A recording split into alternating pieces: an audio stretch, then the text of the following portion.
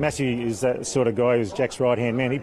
Jack and him was such a great combination at Parramatta. That's a result of 3 premierships that ended up that way because of their hard work they put together to get players to play at their best.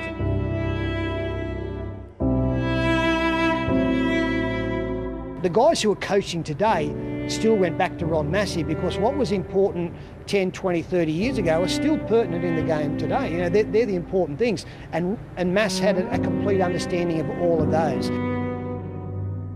Ron Massey was the sort of guy, he knew what was happening before it happened. He was a step ahead of everyone, so there wasn't too many secrets at Parramatta those days. He was just a great friend who cared about you.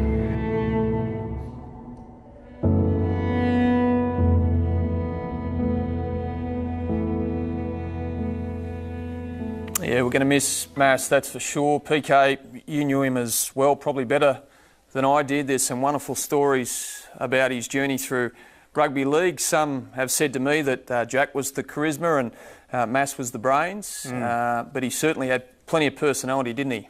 Yeah, he did. He was certainly underappreciated for a long time in rugby league too. Everybody knew, obviously, of the magic of Jack Gibson, and as you said, he was very much the brains behind Jack. And while Jack was known as an innovator, Massey was the one that often drove it. He was more analytical than Jack, and Massey was the one that brought in the video, watching videos to do game reports and to bring in tackle counts and those sorts of things. And but he was just a sharp mind. He could sit there and you'd see a try on the field, and he'd pull back and he'd say, this came back 3 tackles earlier. This is how they scored. Yes. And he'd bring it back into play, and you'd see a quick play of the ball, which was where it all stemmed from. And he just was able to see a game that not many people watched. And yeah, a few weeks back, I rang his son Paul because I heard he was crook, and I said to him, I said, look, I'd like to do something about Ron while he's sick. Yeah, rather than wait until he's died, I'd like to write something nice about him before he passed away. And he said, look, can you do me a favour and not write it? Because he said,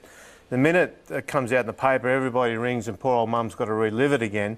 But so he's been in hospital for just over a month, and that's how many people he touched across the game. 100%, yeah. And when he first got admitted to hospital, he called the family in and he said to them, look, I've got something to tell you all.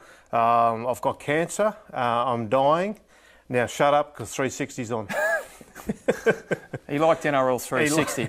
But he used to ring up with tips about, mate, why don't you do this? Tell me the story. Just tell me the story about when they organised the wake for him before he passed. So, yeah, he had the wake in 2009 because Jack had died the year before, and they thought, you know what, we're sick of going to everybody's wake and getting together after they died, so let's have one for Mass. So, Peter Wynn and John Singleton came up with the idea, and Peter Wynn rang him up and said, Mass, we're going to have a wake for you. We're going to go to the SCG.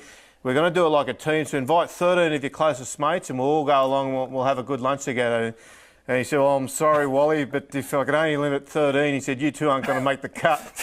So Peter Wynn, John Singleton, you're out. Yeah, they're out. So they said, well, listen, figure out how many it's going to take for us to make it, and that's how many will go along. And in the end, they came in at 25 and 26. So that's how many went along. So on behalf of everyone here at Fox Sports, we want to send our thoughts and condolences to Paddy and the entire family. While Jack Gibson, I suppose, got all of the kudos, and the players did as well, Mass was kind of always in the background, but never in the background of our thoughts. You know, we knew that he contributed as much to Parramatta being successful at those times than Jack did, that Ray Price did, that Mick Cronin did, that Peter Sterling did.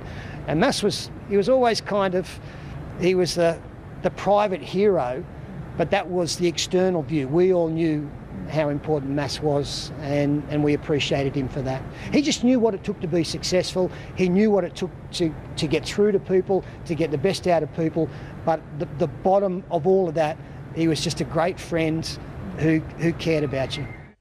Yeah, a mentor to many, very unwell, we understand, for a number of years, and passed away sadly at 86 today. Yeah, he used to come in the Broncos dressing room all the time, and he sat with Wayne for all of our grand finals as well. So it's fair to say he's helped a lot of great coaches win a lot of competitions. And Gerald is, Gordy, we've lost more than just a giant of rugby league. We've lost a giant of Sydney. In the city of Sydney, Ron Massey, like his life just ran through the fabric of the town, and I was talking to John Singleton today, and he said, losing Massey, we've lost so many great stories.